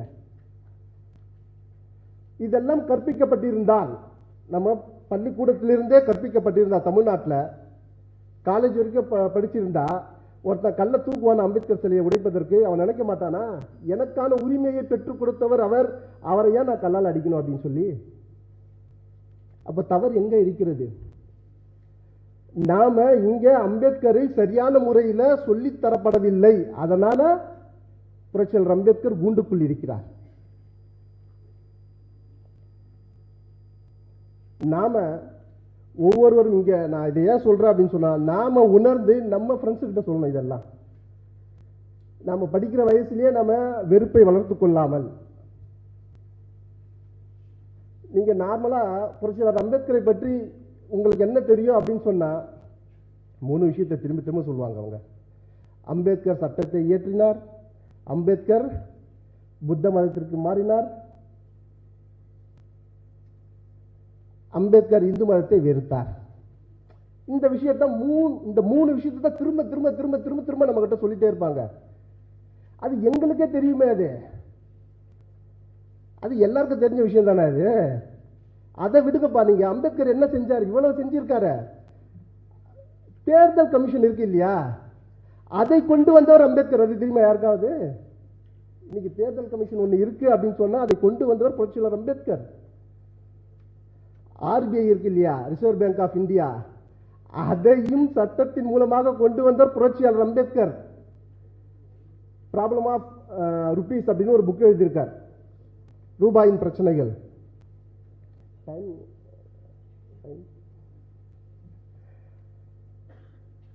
அந்த புக்கில் ஆர்பிஐயோட தேவையை அவர் வலியுறுத்தி இருக்கிறார். அதுல என்னென்னலாம் கொண்டு வரணும்னு எழுதியிருக்கார் அவர். இன்னைக்கு எல்லாருமே 18 வயசு வந்தவொடனே நம்ம வாக்கு செலுத்துறோம் இல்லையா, அது நமக்கு சட்டம், உரிமை. அதையும் முதலில் பேசியவர் புரட்சியாளர் அம்பேத்கர். ஞாபகம் வச்சுக்கீங்க. இன்னைக்கு நாம எல்லாம் ஓட்டு போடுறோம் அப்படின்னு சொன்னா, 18 வயசு ஆன உடனே ஓட்டு போடுறோம்னு சொன்னா, அது புரட்சியாளர் அம்பேத்கர் கொண்டு வந்த திட்டம். அது மக்கள் தொகையை கட்டுப்படுத்தணும்னு நினைக்கிறோம். அதையும் முதல்ல பேசினவர் புரட்சியாளர் அம்பேத்கர். இது பின்னாடி பிரச்சனையா வரும் அப்படின்னு சொல்லி பேசியிருக்காரு அவர். சட்டமன்றத்தில் ஒரு சட்டம் கொண்டு வரணும்னு சொல்லியிருக்காரு. நதிநீர் இணைப்பை பற்றி நம்ம இன்னைக்கு அதிகமா பேசுறோம். நம்ம அதையும் புரட்சியாளர் அம்பேத்கர் பேசியிருக்காரு. அப்ப அவர் சொல்லும் போது சொல்றாரு, இந்த நதி நீரை நீங்க சென்ட்ரல் கவர்மெண்ட் தான் அதை மானிட்டர் பண்ணணும், அவங்க கையில தான் இருக்கணும்னு சொல்றாரு. இன்னைக்கு காவிரி பிரச்சனை ஏன் நமக்கு? அந்தந்த ஸ்டேட்டு கிட்ட நதிநீர் உரிமை இருக்கிறது, சென்ட்ரல் கிட்ட இருந்தா அந்த பிரச்சனை இருக்காது. எப்படி ரயில் பாதைகள் சென்ட்ரல் கிட்ட இருக்கோ, எல்லா மாநிலத்தையும் இணைக்கிறதோ, அந்த மாதிரி நம்ம நதிநீரையும் கூட நம்ம சென்ட்ரல்ல கொண்டு வரணும். அப்பதான் பிரச்சனை தீரும் சொன்னாங்க. அந்த மாதிரி தான் இப்பயும் தீர்ந்தது. புரட்சியாளர் அம்பேத்கர் சொன்னதுதான். இந்த தேசத்தின் மீது அளவற்ற பக்தி கொண்டிருந்தவர் புரட்சியாளர் அம்பேத்கர் அவர்கள்.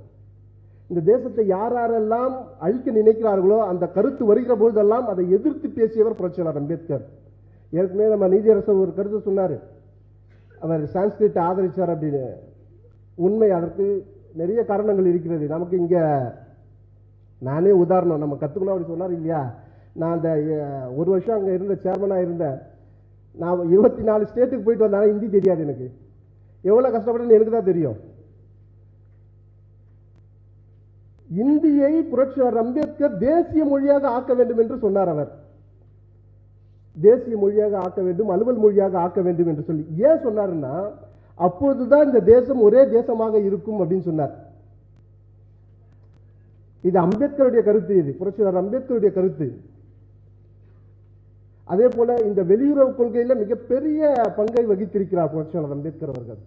நீங்க எந்த நாடையும் நம்பாதீங்க, அதிலையும் கம்யூனிஸ்ட் நாடுகளை நம்பாதீங்க அப்படின்றார். சீனாவை நம்பாதீங்க, ரஷ்யாவை நம்பாதீங்க. ஏன்னா அவர்கள் கம்யூனிஸ்ட சித்தாந்தத்தில் நம்பிக்கை உடையவர்கள். என்றைக்காவது ஒரு நாள் இந்தியாவின் மீது படையெடுப்பார்கள் என்று 1955 புத்தகத்தில் எழுதியிருக்கார். அவர் பார்லிமெண்ட்ல பேசியிருக்காரு. அவர் நேரு கிரிட்டிசைஸ் பண்றாரு. அவரு நேருஜியை கிரிட்டிசைஸ் பண்றாரு. உங்க பஞ்சசீல கொள்கையெல்லாம் உங்ககிட்டே வச்சுங்க, நீங்க அதெல்லாம் நீங்க அரசு கூட எடுத்து திணிக்காதீங்க அப்படின்றாரு. கண்டிப்பா சீனா நம் மீது படையெடுக்கும் அப்படின்னு சொல்லியிருக்காரு. அது உண்மையில நடந்ததுங்க. அது 1962 சீனா நம் மீது படையெடுத்தது. அவர் சொன்னது 1955. ஆனால் நடந்தது 62. நடந்ததா இல்லையா? ஜி நீதியரசர் 2 புக்கை சொல்லியிருந்தார். நான் உங்களுக்குலாம் ஒரு புக்கு சொல்றேன். நான் அம்பேத்கருடைய வேல்யூம்ஸ் இருக்கு, கிட்டத்தட்ட ஒரு 38 வேல்யூம் தமிழ்லயும் இருக்கு, ஆங்கிலத்திலும் இருக்கு. இங்க இருக்கின்ற மாணவர்கள் அத்தனை பேருமே அந்த புத்தகத்தை வாங்கி படிங்க. நீங்க அதுல தாட்ஸ் ஆன் பாகிஸ்தான் அப்படின்னு ஒரு புக் இருக்கு. அந்த புக்கை நீங்க படிச்சு பார்த்தீங்க அப்படின்னு சொன்னா, இந்த மனுஷன் எவ்வளவு இந்த தேசத்தை நேசித்திருக்கிறார் என்பதை நம்ம புரிந்து கொள்ள முடியும். நம்ம ஒரு புக்கு தான், கிட்டத்தட்ட ஒரு 600 பக்கம் வரும், தமிழ்லேயே கிடைக்குது. அது விலையும் ரொம்ப குறைவு தான். அது அந்த அளவிற்கு இந்த வெள்ளையர்கள் இந்த தேசத்தை பிரிப்பதற்காக நிறைய பிளான்லாம் போட்டாங்க, திட்டம்லாம் போட்டாங்க. அதுல ஒன்று ஆரிய திராவிட இனவாதம். நமக்கு ஆச்சரியமான விஷயம் என்ன அப்படின்னு சொன்னா, இந்த ஆரிய திராவிட இனவாதத்தை ஏற்றுக்கொள்ளாதவர் புரட்சியாளர் அம்பேத்கர்.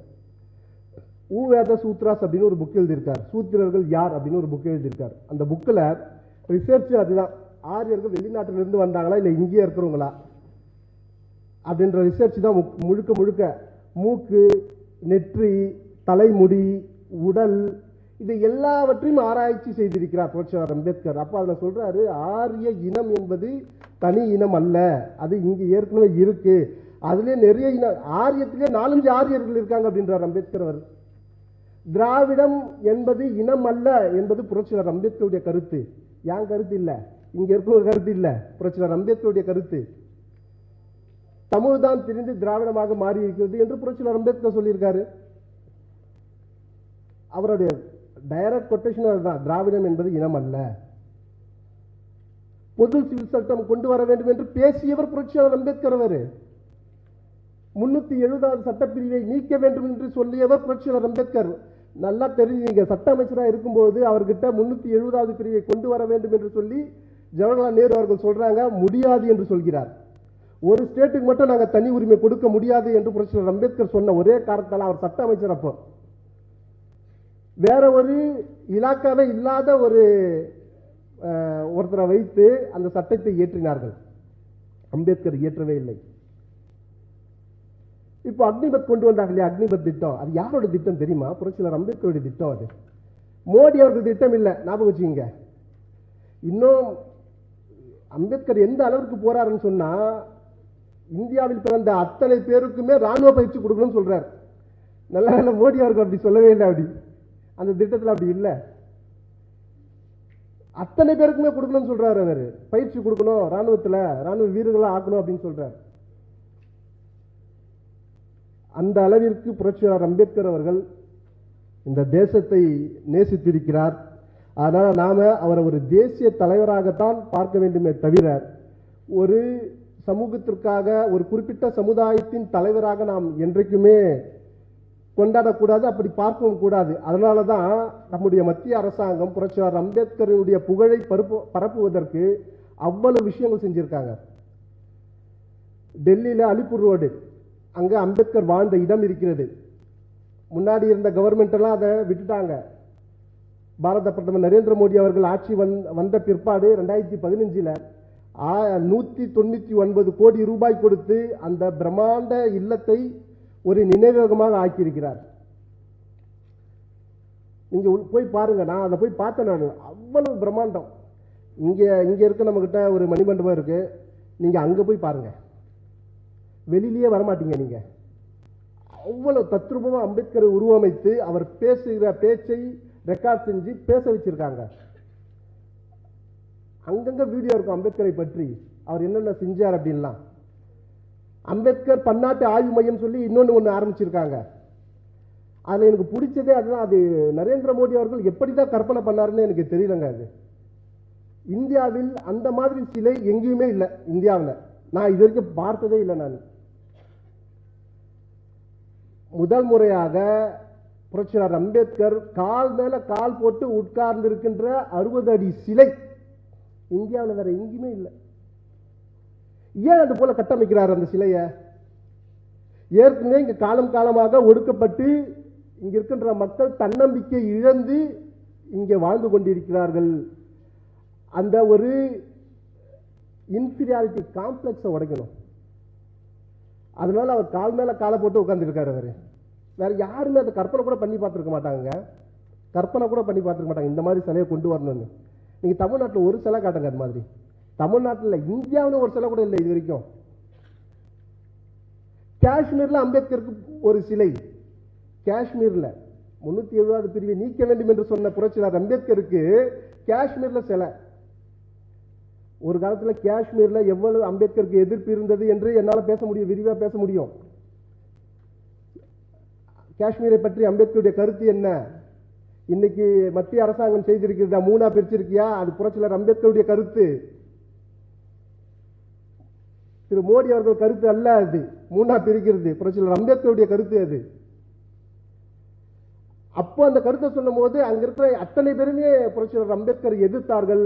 இன்றைக்கு அங்கு புரட்சியாளர் அம்பேத்கர் சிலையாக நின்று கொண்டிருக்கிறார். அத்தனை பேருமே அங்கு அவரை வழிபட்டுக் கொண்டிருக்கிறார்கள்.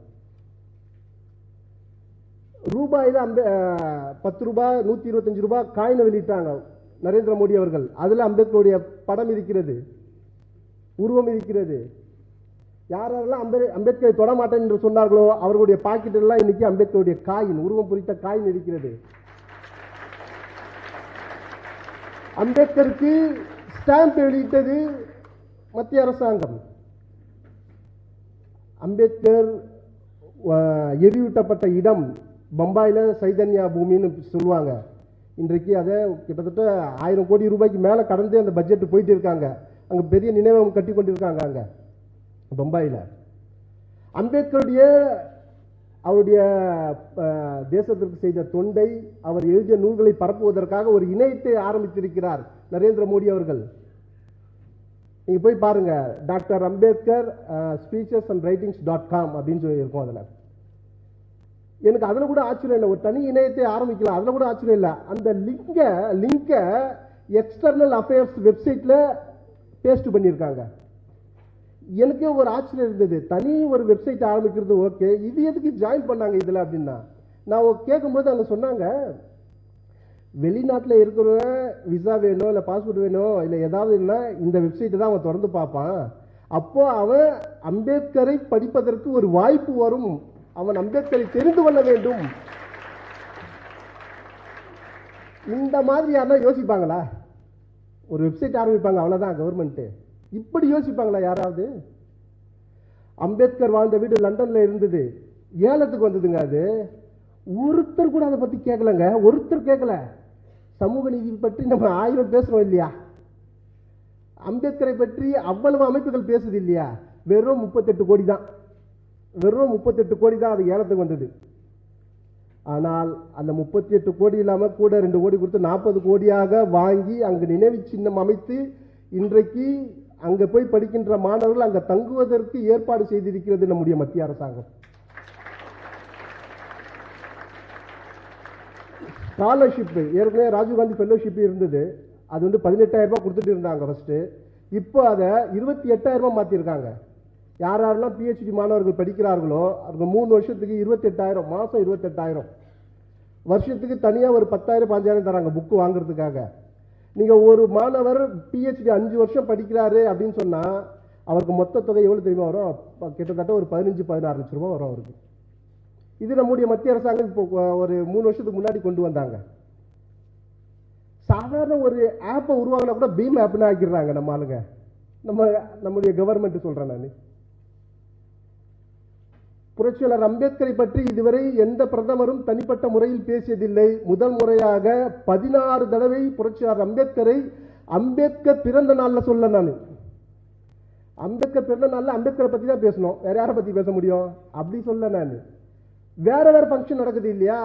அந்த ஃபங்க்ஷன்ல புரட்சியாளர் அம்பேத்கரை கோடிட்டு காட்டிய 16 முறை கோடிட்டு காட்டிய ஒரே பிரதமர் நரேந்திர மோடி அவர்கள் தான்.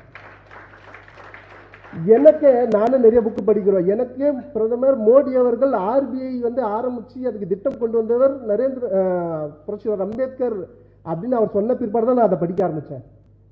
இந்த நதி நீர் சொன்ன இல்லையா, அது இங்க நர்மதா நதிக்கு ஒரு திட்டம் கொண்டு வந்தாங்க, ஓபன் பண்ணாரு பிரதமர்.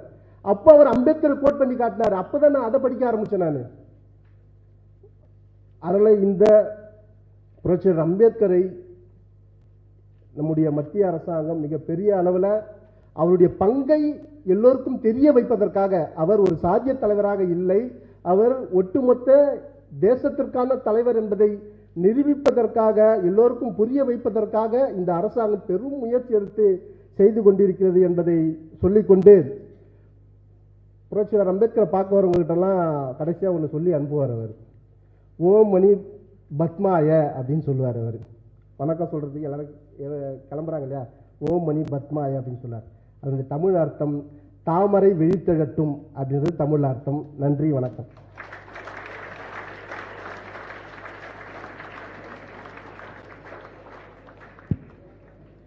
Nandri Ayya. Now I humbly request the Honorable Governor to deliver the Chief Guest address.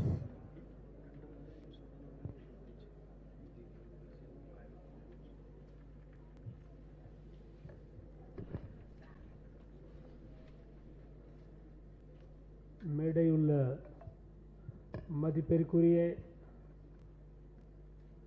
Justice GR. Swaminathan அவர்களே,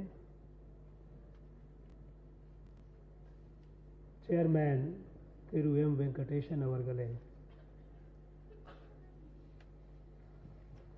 இங்கே கூட்டியிருக்கும் படைப்பாளர்களே, என் இனிய மாணவ செல்வங்களே,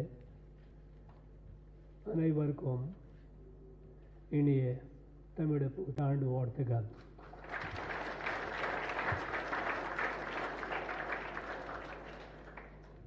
தமிழ் மக்களைப் போல தமிழ் பேச வேண்டும் என்பது எனது விருப்பமாகும். நான் உறுதியாக நம்புகிறேன், ஒரு நாள் உங்கள் போல தமிழ் பேசுவேன். ஆனால் அதுவரை நான் ஆங்கிலம் பேசுவேன். Friends, we are celebrating the birthday of one of the greatest sons of India, one of the brightest sun in the galaxy of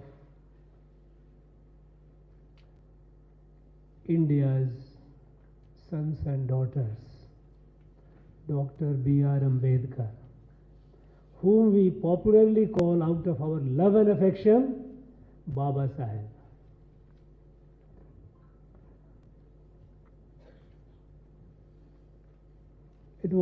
We all heard the two students of Ambedkar Law University. They spoke very well. They told about Baba Saheb. I thank them for their contribution to this event today.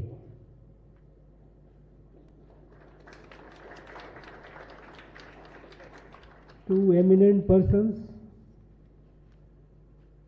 Justice Swaminathan and Thiru Venkatesan,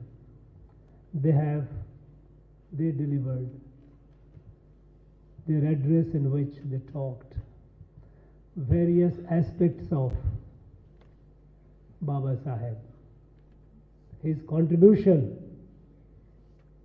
what all he did for this great country. Baba Saheb, he was a giant, intellectually a giant. You know, we all try to interpret him, understand him according to our own understanding. Sometimes it looks like blind men trying to interpret an elephant. He was such a large personality. Unfortunately, the country after the British left,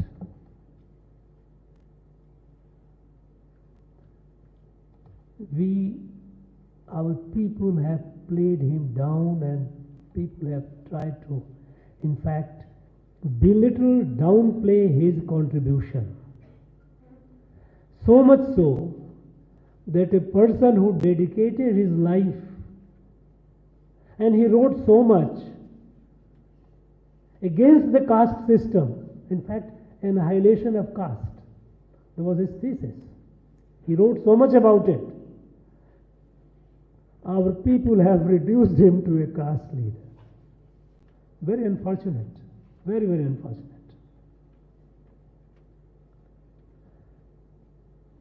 And he was such a personality that many people at that point of time, when he was alive, they felt threatened intellectually by the genius of this great man. People felt uncomfortable. People, not people in general, but people at the top. And then the then Prime Minister, there are reports who felt very uncomfortable confronting, because he couldn't stand as a match to Dr. Ambedkar. He was such a great visionary. People, we all talk about Baba Saheb giving us a great constitution, no doubt about it. It is a beautiful document and perhaps the most efficient and comprehensive constitution in the world, if you come to think of it, which Baba Sahib has given us, which is our constitution. The beauty of it is, any situation, it is solid. It is solid, but within this solid framework, it has so much of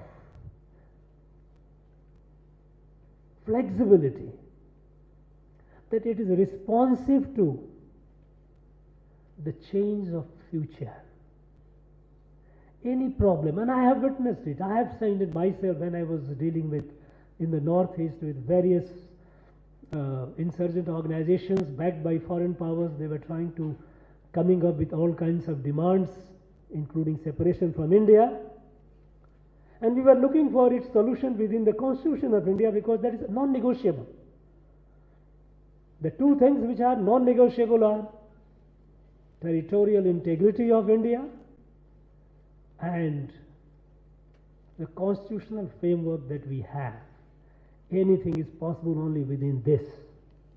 And when we looked at it, we were amazed at the provisions that he made it in the Constitution so that it will cater to the needs of the future. Unseen, unforeseen future. People say, who has seen tomorrow? It's a very common phrase, who has seen tomorrow? But this great man saw tomorrow, and that is what he brought in the Constitution. That unseen tomorrow is present in the Constitution of today. We need to have our eyes to see it. That's wonderful. But he did much more than that. You know, during the freedom struggle, when the national freedom struggle started gaining momentum, the British, they tried to divide the society. Here, in this land, they promoted race theory. Dravid as a separate race. They patronized that. In northeastern area, they separated a different theory, saying distinct ethnicity, not of Indian origin. False, totally false. Like this, Dravid as a race, instead of geography. They promoted, they were the first to divide and separate the Muslims, saying that Muslims and Hindus are two different and they cannot live together. The first, before the partition of India, they partitioned Bengal on the line of Muslim and Hindu. And while they were doing all these, and country was resisting to it, they played a master stroke, like a Brahmastra. I do not know what it is called. I think there must be an equivalent, because Tamil is such a rich and powerful language. I am sure there must be appropriate word for it. And that master stroke was the downtrodden community as a separate from the rest.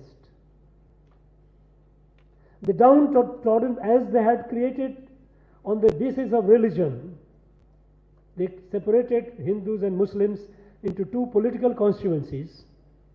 They also tried to create a separate, divide the society into Dalits and non-Dalits, downtrodden, scheduled caste and others. Imagine, had they succeeded, what would have been this country like? We all talk about and remember fondly, and we must, that the person who united this country was the Iron Man of India, Sardar Patel. Because when the British had left, leaving behind more than 560 independent countries within India, it was Sardar Patel who brought them together and made this country as one. But before the British left, they had tried to divide by dividing it, keeping that Dalits are separate. Now, had they succeeded politically, they wanted to create a separate political constituency. Had they succeeded, what would have been the map of India today? It was Baba Saheb and Baba Saheb alone who withstood when Mahatma Gandhi had a discussion with him that, look, this is the British design, what do we do? And Baba Saheb said, we will stand together. We will stand together against the British design. We will not let our society be divided. And he said, no, we just don't take it. That is Pune Pact. He agreed, no, we will not. He agreed with Mahatma Gandhi and stood against the British design. Now, we often do not appreciate the contribution of such a great man, because some people felt that if people like a leader like Baba Saheb gets light, then others would become less important. And so his contribution, what all he did, they were downplayed, and he was reduced to a caste leader, as if he was a scheduled caste leader. In fact, he wanted annihilation of caste, and that is the idea. We should have a future of Bharat where we don't have any caste, we are all members of a family.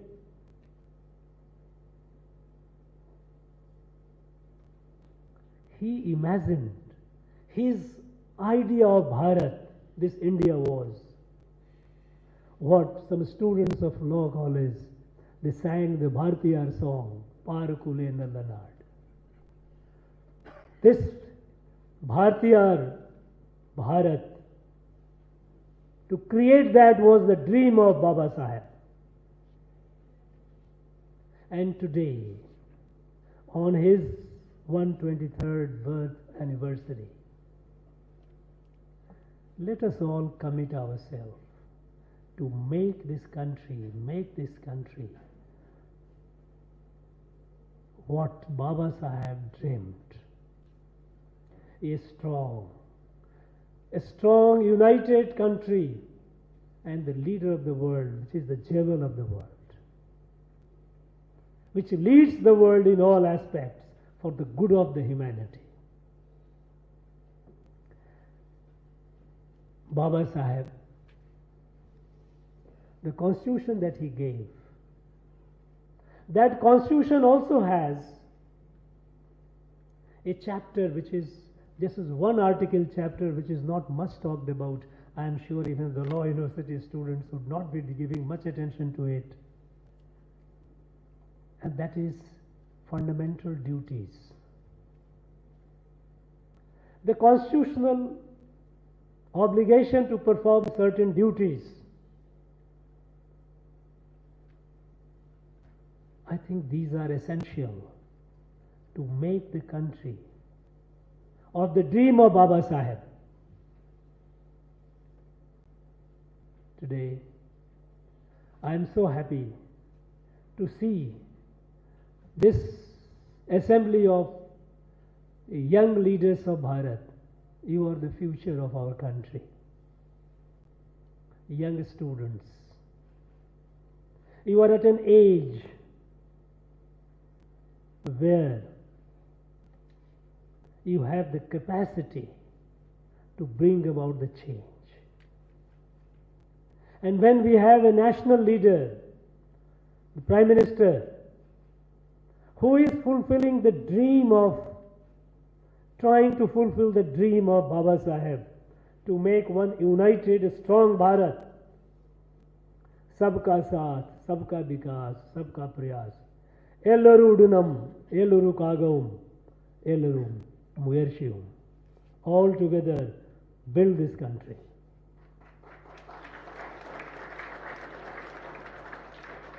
In this endeavor, you have a role, and you have the most important role. When I say you, all of you, my young friends, you are our hope.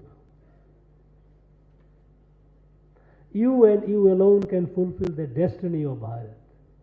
And what is the destiny of Bharat? What Prime Minister has said, in Amrit Kal, 25 hours, 25 years. We have 25 years ahead of us. Half the year is gone, we have 24 and a half years now. By 2047 of 15th August 2047, when the country would be celebrating centenary of independence, India must be a fully developed nation. Fully developed nation capable to fulfill its obligation to the world.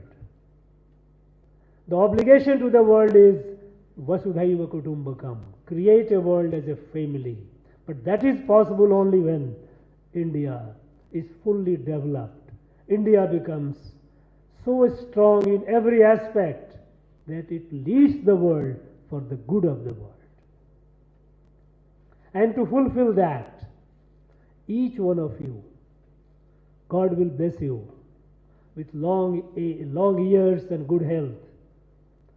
You need to carve out your own responsibility, each one of you. By the time the nation will celebrate the centenary of independence, you all would be at the helm of affairs. The generation today would have faded into the past. You will be there steering the course of destiny of this country. And at that point of time, I would like you all to remember, each one of you, on 15th August 2047, should ask a question to yourself: what did I do to fulfill the dream of Baba Saheb, to make this country the world leader? And you have to work out, you have to your future plans accordingly. You are not just an individual. You are seeds. You are seeds of the future of India. And in you lies the fate and destiny. So don't ever think that you are just an individual, just a son or a daughter of somebody. You are son and daughter of somebody. And you have your parental obligation. But you are much more than that. You are the one who will shape the destiny of this great country. And I want you to, on this day, on 123rd anniversary of Baba Saheb, I would urge you all, and all the youth of our country, to keep that in mind. Remember, each of you remember who you are. As I often say, you are like seed of a banyan tree. You are small, you may be looking very, very, very tiny and insignificant, which you are not in any case. But you are the one from which the large banyan tree will grow. And if it doesn't grow, that would be a misfortune for you, for your family, for the nation. That must not happen. You must grow. Take inspiration Baba Saheb. What all adversity he faced. Some of you might be having might be coming from modest background, modest economic background. But look at him. What kind of adversity he faced and where he rose. So, no amount of adversity should come in the way of fulfilling your dream, your ambition to make this country, to rise so much that this country rises and becomes the leader of the world. I want you to remember this on this August day. My friends, thank you very much. I wish you all the very best.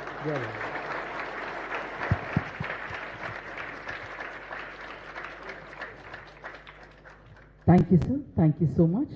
Now we request the Honorable Governor to felicitate the young talents who perform the patriotic dance. The Honorable Governor will felicitate these young children with the book The Exam Warriors by our Honorable Prime Minister of India. an inspirational book which will motivate them to reach greater heights, the pinnacle of success. The Honorable Governor is felicitating these young talents who performed an enthralling performance, a patriotic dance. The Honorable Governor is giving away the book, The Exam Warriors, by the Honorable Prime Minister of India.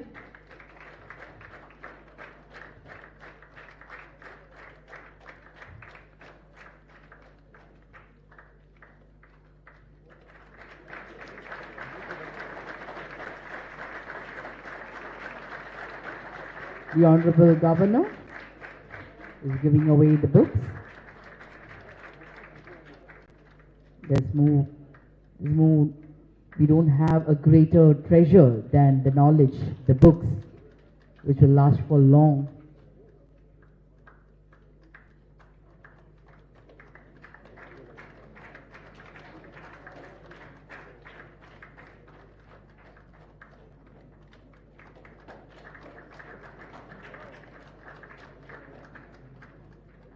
The greatest treasure, the knowledge which allows you and which prompts you to think, which prompts you to question, which prompts you to do a great service for the society, for the benefit of the nation, for the development of the nation.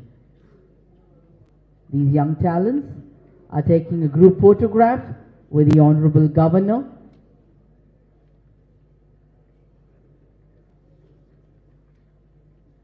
And along with these photographs, the great words of the Honorable Governor will also be treasured, that in 2047 they will remember and they will prove that they have done something for the society, for the nation.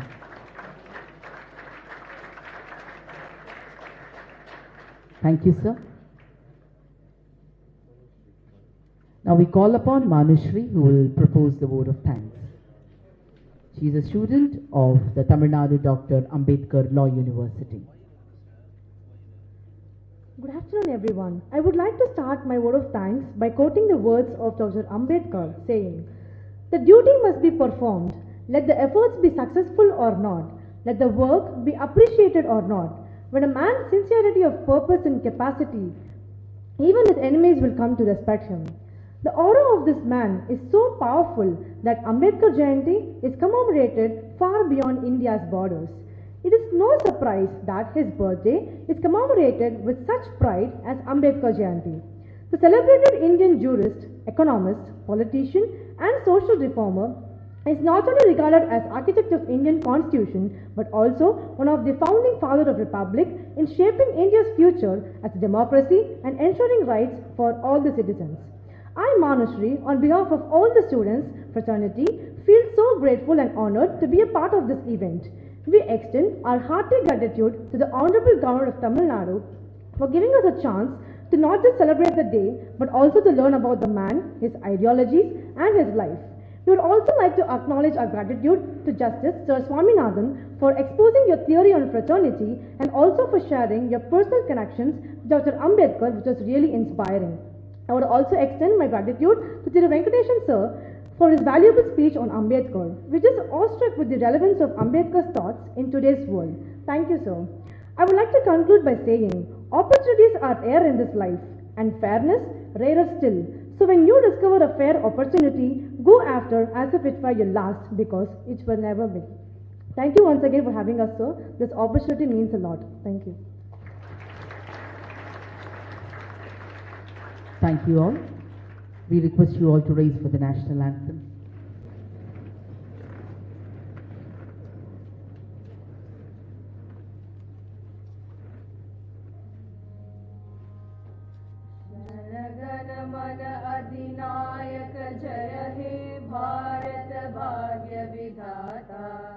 Punjab Sindh Gujarat Maratha Dravid Utkal बंगा विंध्य हिमाचल यमुना गंगा उच्चल जलति तरंगा तब शुभ नामे जागे तव शुभ आशीष मागे गाहे तव जय गाता जनगण मंगलदायक जय हे भारत भाग्य विधाता जय हे जय हे जय हे जय जय जय जय हे.